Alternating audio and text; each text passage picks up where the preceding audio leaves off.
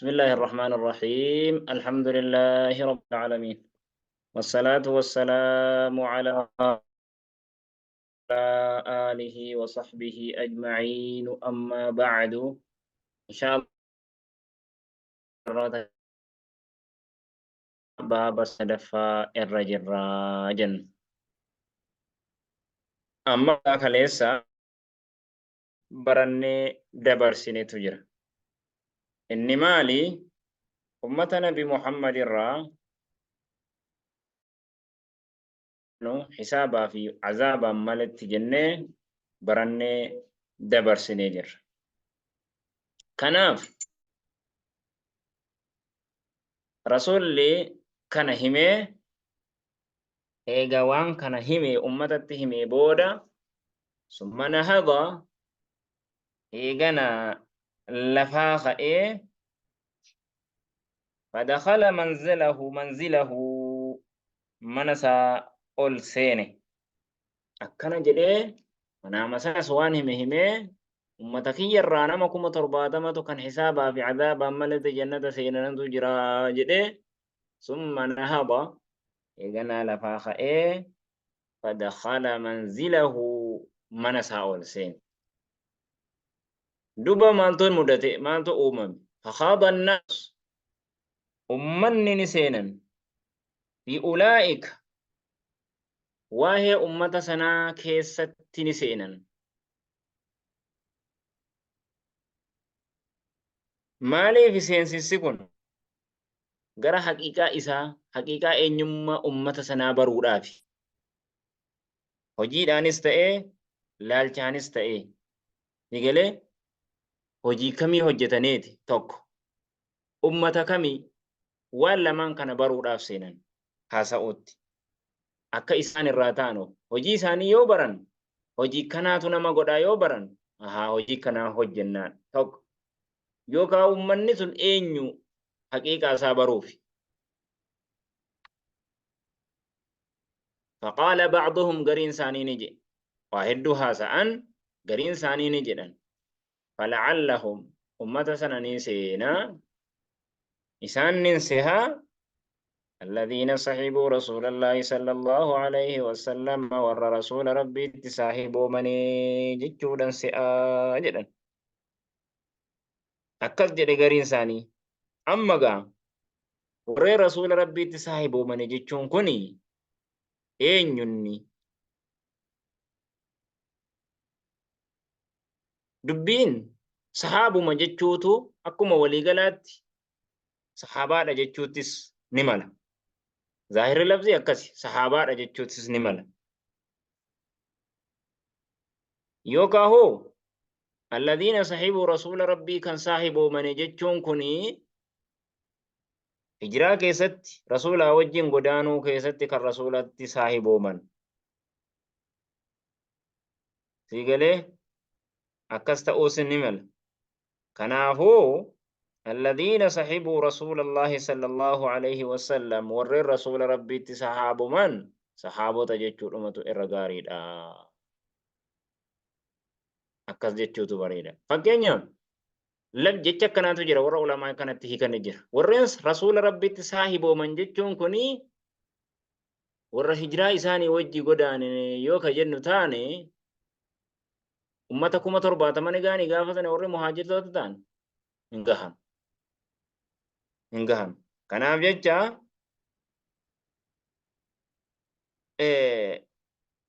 maaltu bareedaadha warreen rasuula rabbii saahibooman jechuutu bareedaadha gariinis warra fatii makkaa keessatti rasuula rabbiitti saahiboomanii warreen jedhanis ni jira alaa kulli haal alladhiina sahibuu rasuulallah rasuula rabbii saahibooman sahabaadhum haya waqaala ba'duhum gariin isaanii ni jedha gariin isaanii immoo ni jedha fala'allahum isaan sana ni seena alladhiina wuliduu warreen dhalanan fil islaami warreen islaaminaa keessatti kan dhalatan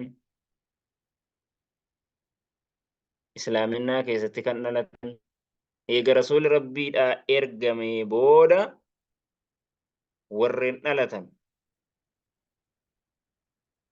sigalee warreen dhalatan islaaminaa keessatti jechuun warreen islaaminaa boodatti dhalatan jechu.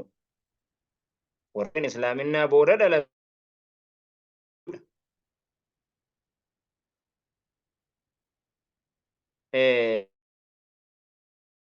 ka dhalatan jechuun ergamuu rasuulaatiin asitti eega isaan ergamanii asitti warreen ergaman.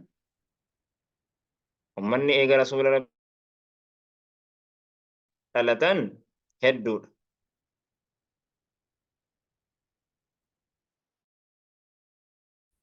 Sahaabotarraa warruma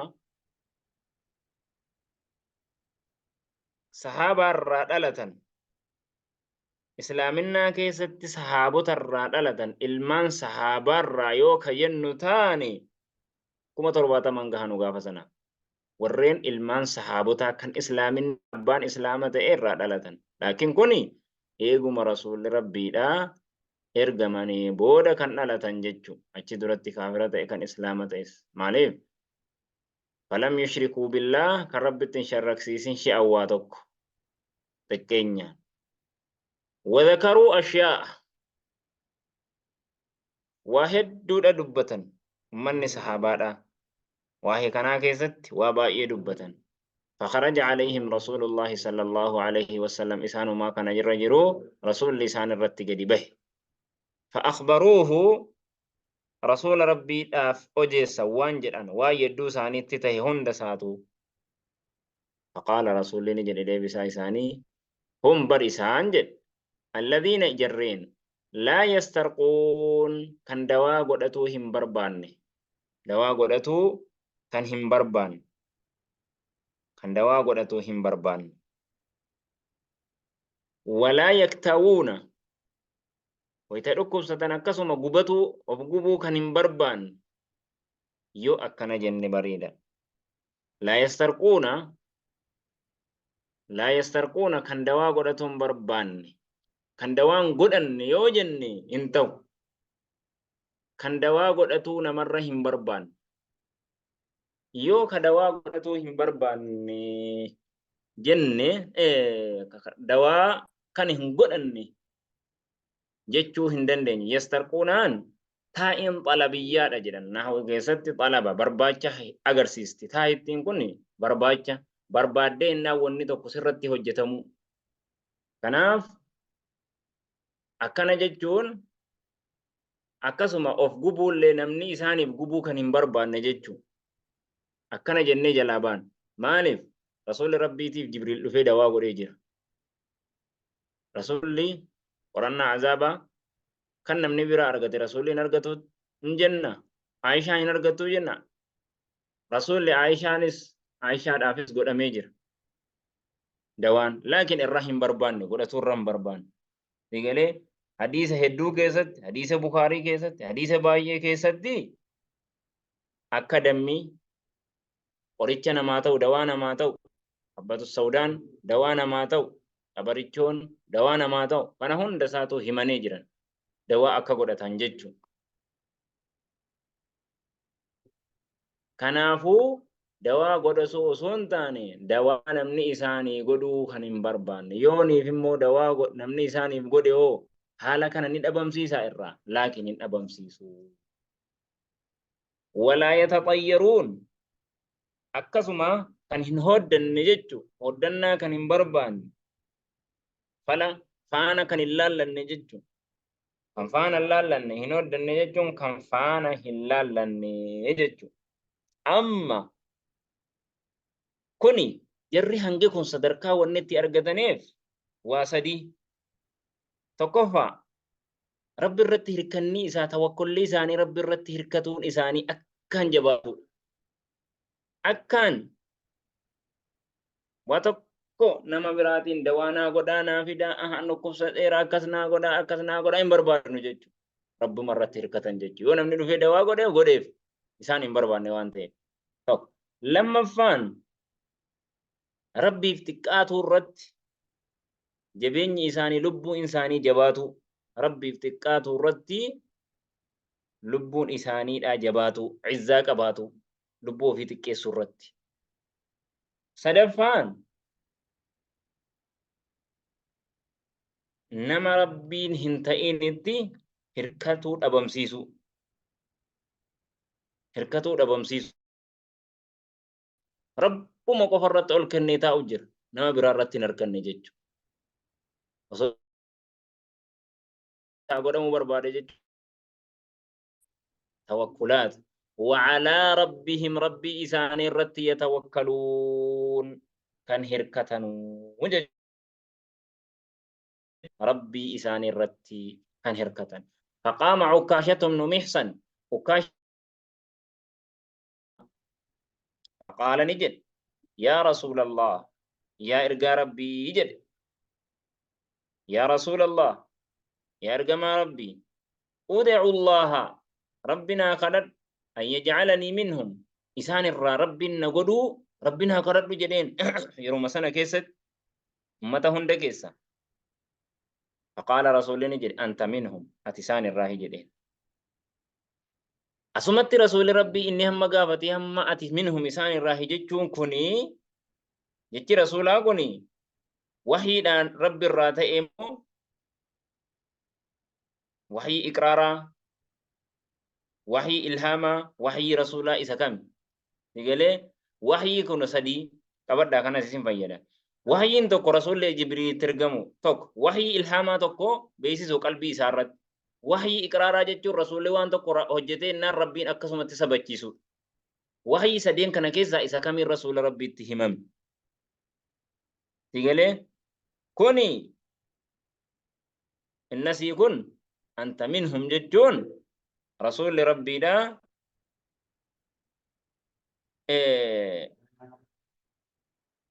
رواية بخاري تو وانت كان نفسر سجدا سليمان جنان رواية بخاري كيستي اللهم اجعله منهم يا ربي أكاشا كان إسان الراغودي كان جد سني أنت منهم أسين كوني رواية بخاري سنة نبيانسي دعائي إساف أنت منهم ججون رواية بخاري سنة اللهم اجعله منهم يا ربي أكاشا كان إسان الراغودي كان جدي رسول دعاء إساف أتي مالي أتي إسان الراه جدينا قرارين يوكا هم أنت منهم ججون أسيكو نسي خبر بمعنى الدعاء جدن سيقلي أتي إسان الراه ججون رسول ربي دعاء إساف قرأتو رمالي مرتسو في متي جدن يبرد برفتا في باية سنتكا كان أفن سني بيان سجرا ثم قام رجل آخر إيقنا مغرب بامبرا لفاكي فقال نجد ودعو الله يا رسول ربنا خرد أن يجعلني منهم ربي نسان الرانا قلونا خرد جنان فقال نجد سبقك سدبري بها دعاء سندي عكاشا سدبري جرا فضيلة سنة أرقجوت درجة كان أرقجوت دعاء كان أرقجوت سدبري جرا أجدا أما بك كان الرتي رسول ربي عليه الصلاة والسلام غربا كان ماليف علماء باية والكيسة دبن جتشا كان الرتي ماليف رسول الله كسدين جتشي وهي كان جرو غربانكم منافقا أجدا رسول ربي دا أكا دبين بريدون كن إسان قبن نجيب منافقا جتشا جدو تجرى علماء الراور جدو سجرى توك جتشي لما فان مو أولا وهي نماف كم بنا مكان تشوفوا دام رسول ربي دا نمني إسان يرو إسان صحابوني كأي خدتا دكو نمني صحابا راهن تهينيس كم منافقاس قل كأيتم يا رسول الله إسان رانا قد إغافة جدو صحابا كنا مني منافقاس صدركتي كنا أرغتا كيسا دفيسينا أولا بنا أرغتي دفيسينا في الراجو في جدن كنافو jechatti isii boodaa kana ulaa cufuudhaa fi dhiise jechuutu bareedaadha jedhanii kanaaf ummata akkasii santu jiranii maaligaa haqiiqaan kanaa warra haqiiqa toohida haqqaqate keessa baaba jirruu fi haqiiqaa toohidaa warra qabu jechuu warra akkasii haqiiqaa toohida qulqulleessee qaamaa fi qalbii isaatii warri toohida mirkaneeffatee haqqaqate سيقالي دوغان وعلى ربهم يتوكلون توكلات دوغازا ورين ربي الرد توكلات أرقتي يدخلون الجنة بغير حساب ولا عذاب أمتك في سنة يا رب سان الرحمة inuma jenna gaa rahmata rabbii keessaan dhabnu kanaafuu darbii keenya kanaaf sirra dhaabbannaa wasallillah wasaabii ajma'iin yaada gaafii yoo qabaattan